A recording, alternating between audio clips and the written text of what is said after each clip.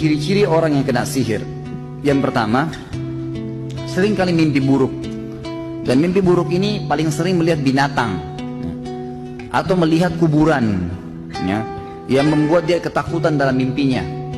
Dia sehingga mengigau, lalu membunyikan giginya, gitu kan.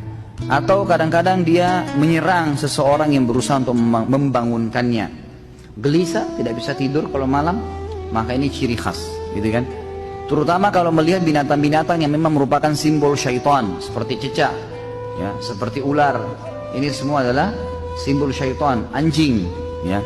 Sebagaimana Nabi SAW menjelaskan masalah itu, ya.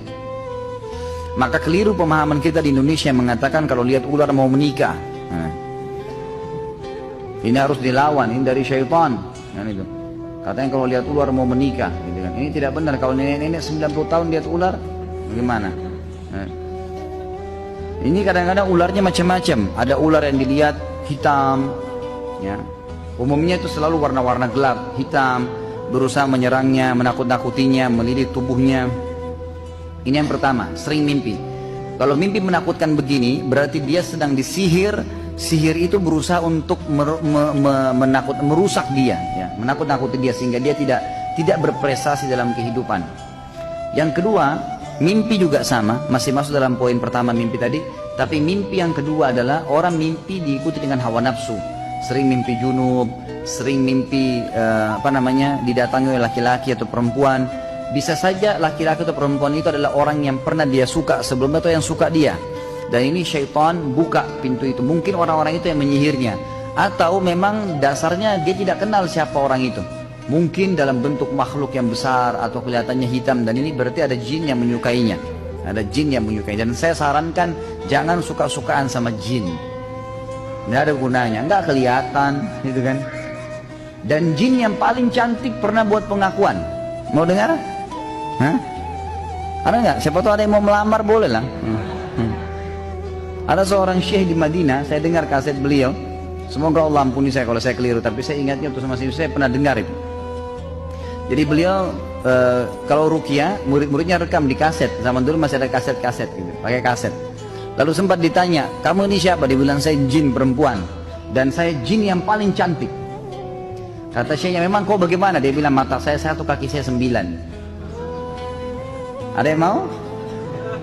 Sudah jelas-jelas dikasih manusia kakinya 2, mau cari 9 untuk apa? Mimpi. Yang kedua, sering ketakutan sendiri, was-was, ketakutan. Kalau sendiri selalu kayak dihantui, mau kelihatan, mau sesuatu. Nah, ini juga termasuk ada gangguan.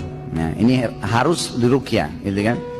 Kemudian yang ketiga, seringkali merasa ada penyakit atau merasa ada penyakit, ya, sering penyakit nih, dan penyakitnya kanker, penyakit-penyakit yang besar, was-was.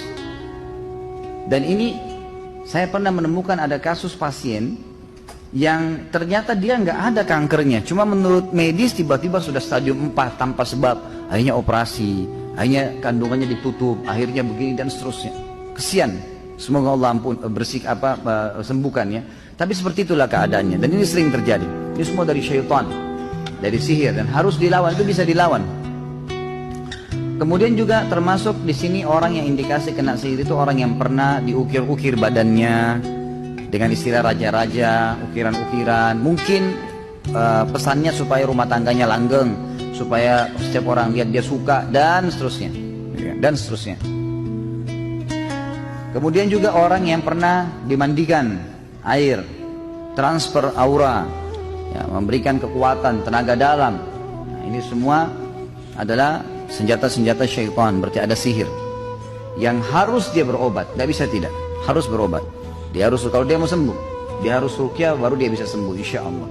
Tentu ruqyah ini harus sabar, ya, proses. Ada orang yang sekali sembuh, ada yang 2 kali, Allahu alam, tergantung. Tapi yang jelas orang-orang yang masih belum sembuh, dia harus juga muhasabah dirinya.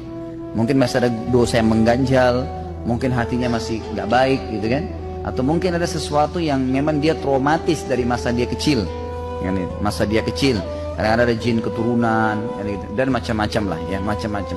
Jadi yang jelas kalau ada indikasi-indikasi ini secara umum, maka antum semestinya harus berobat, insya Allah.